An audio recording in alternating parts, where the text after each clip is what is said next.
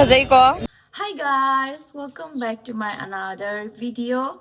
Ma'am ngasigi video sidi world gi oiba smallest island da chatlusi akoigi Brahmaputra gi mayai da leiba Umananda temple ni aise Mahadeva se am ningjay adona Mahadeva se hai amu aktak ta khoyam ningakpado phaweba yumda khoyamasu chapmane adu oraga su wakhaldo piece of it hana tiny angang or in bottom the chat cre do or su hide haji chow or say I say handa guhati lak pase guhatis explore amata tawdri hide yampang na chatte but hokte de office the de office my sum layer chat laga su sum chaba cafe amada the sumaina kama kabudi chat lure but a video namjar tre mathang chat padali sum so shoy the namjar ke Kamakya chatluba se thamoy am nungaiba fawi adoga Umananda temple chatlaga kari phawbirake haibadu so imam yamfam da dum share tawjarake adoga yumgi imung manung loi shanda loire coffee amana days start tawge Ajikansi tum hawatpaga coffee thakjagadi natraga changang thakjagadi aise sungai hainatre tum bo hawatpase active oy de besase Umananda city katang thing the chatla suya mare ado I say hajik pung kya tare pung 11 ta dore ko do like khurumuba chatoi dina fajana sa se clean oraga haidi iruzaraga mai mit ka se phajana sengdo ga chatoi ni adegi ai skin care routine aina kari season ai habadu su sum uchara ke ko mathang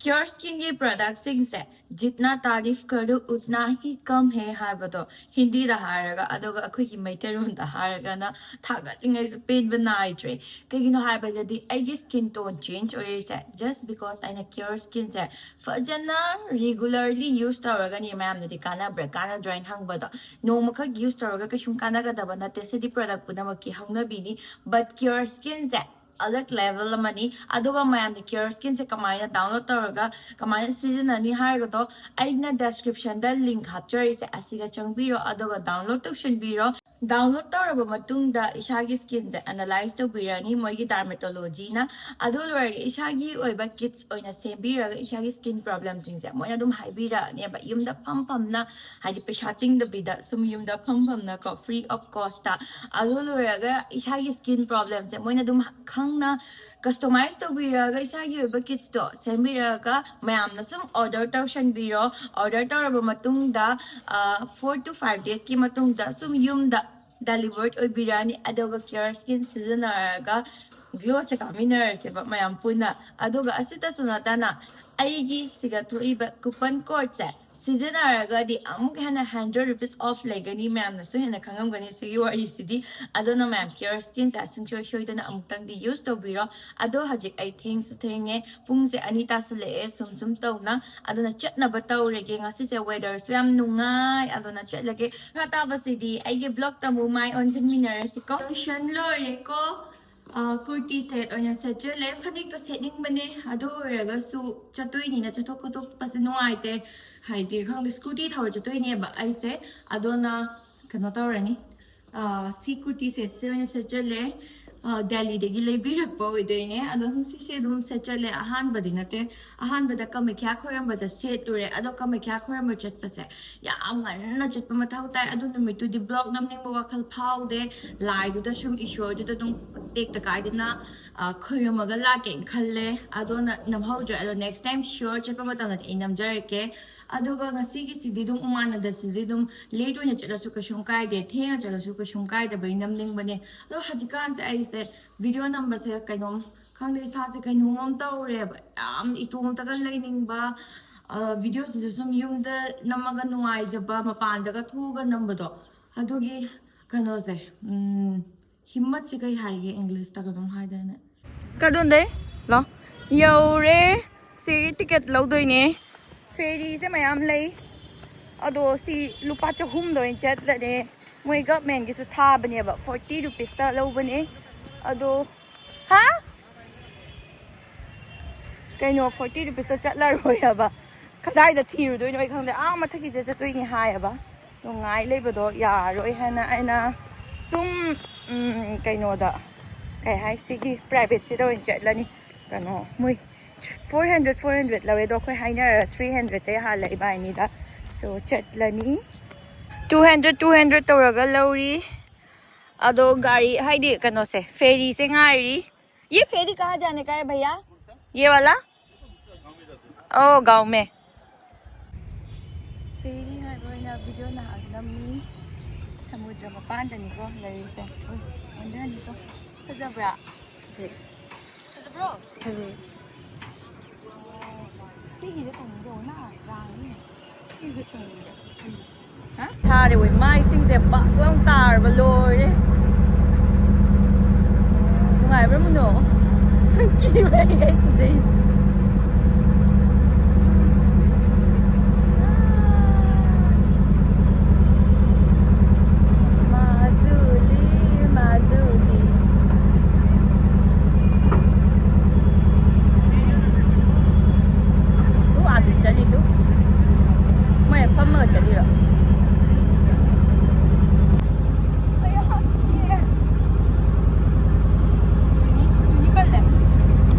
Nama tau ke?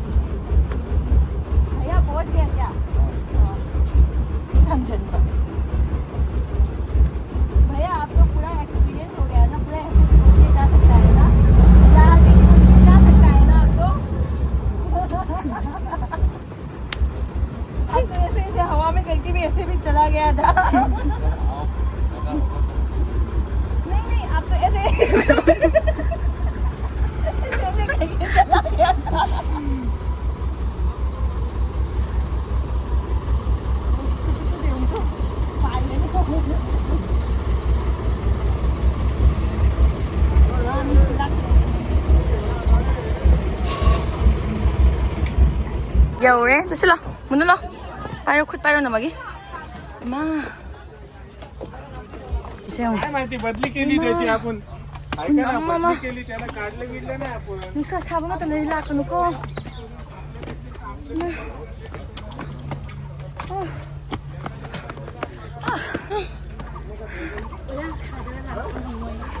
Perfect timing ni ba niya lai na tra?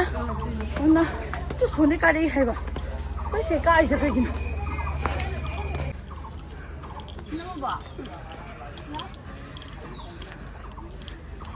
Hindi lai ba ni na na?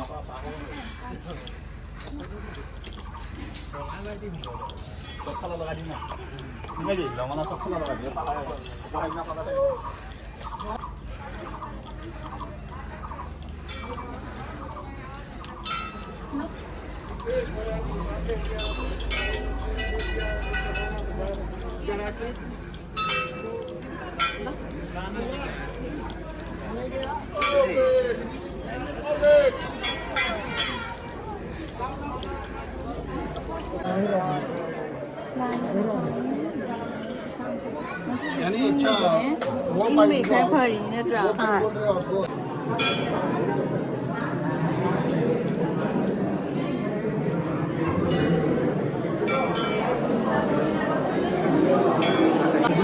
May kutin sa yung sibaw liiba ne. Si Bradley madram da di palantin gihay. Ako sa yung nila yan eh.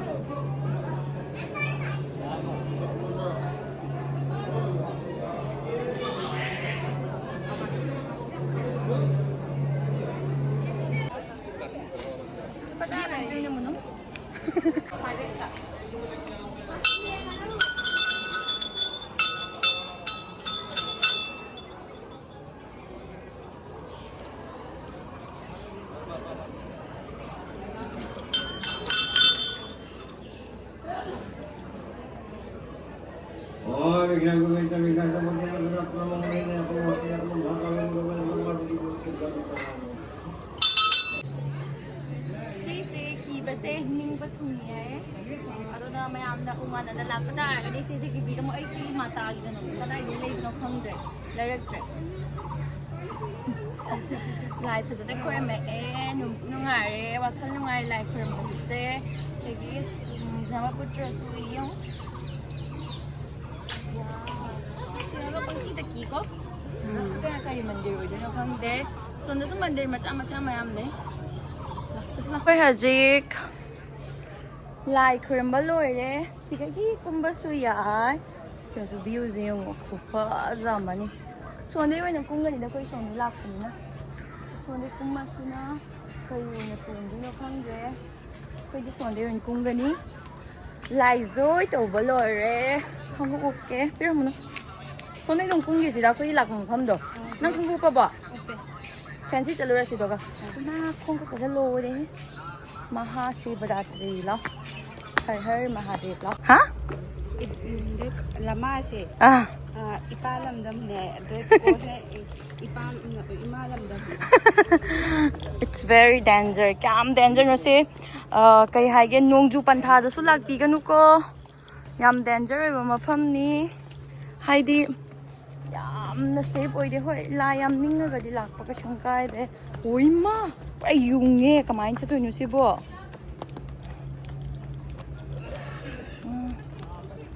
oi ma Munu isa isa thokpa chasiko. ꯀꯥꯈꯠꯂꯛꯄꯗꯤ ꯈꯔ ꯐꯩ ꯀꯨꯝꯊꯕꯁꯦ Adoni kumdhabase kijaine. Kufaja sidi. Lo. Nipi se namise. Photo se. Koi ni namu je khambra. Ai nambiro. Hei pa sangai khangbra. Lo. Akoi hi du bu kai no ne. Ama hekta tongba ya doira ba sigi matang si dadi. Moi hanba dadi ama da hekta tongba ya bani. Ruko. Fajadreng view di wow. Ui ma. Thak ni. Khoi se kummi haji. Ma pema. Hi ta tonga cha toi nyai men ferry da. Hi hai ba ya de ko se. Hi sina koi macha du ni u na sa ba do hi kawi si ga di. Ba ferry ka we sen. Karam ba ta tong do no khang dre da. Pang tong to tong jala loi munu na tra. Han ba matam da di pang tong to tong ba yai koi ama da tong ge ama da tong munu tap na kum.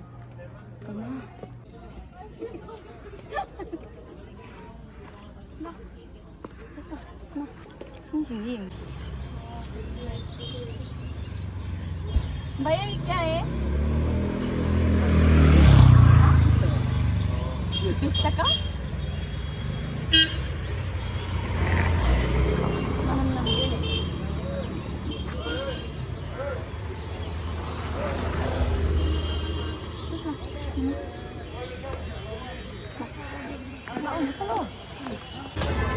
Fancy से लानी सिगी मफम से सोइदना चंगियु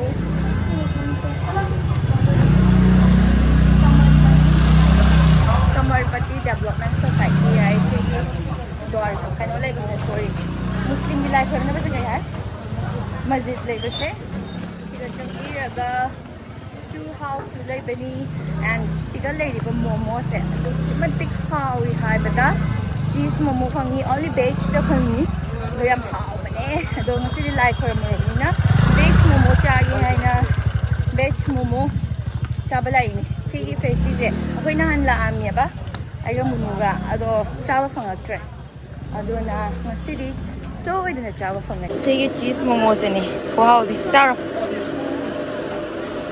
ma saye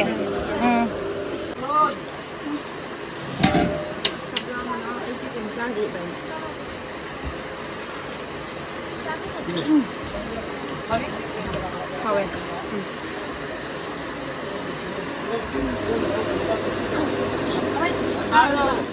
가자이고 타벌 종비자 집에 가자니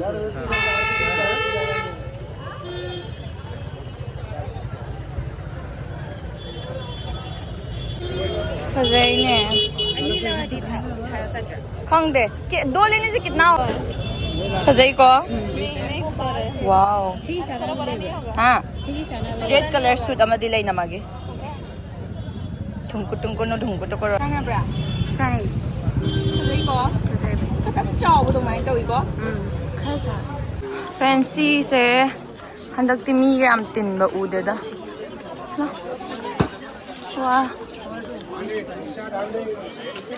हाने की collection दुनी दो अनौबा कमता उदे हाने उबदुनी को उरिसे हाइदि अनौबा कनो म थोए हारगदि लेबा याबा नत्रा सो हलनी युमदा गाड़ी मचा लोबा चटली सिगगी तो काय हाय ओ वीडियो से पतांग से लोशन ना बताओ रेगे तो बने कहीं हाय बददी सांग अनिया बयाम सांग अदु मैम निंग दबदो याम से याम खरबरी होय को सॉरी से yang bana moy mayam se yang ning base okay so lo shall like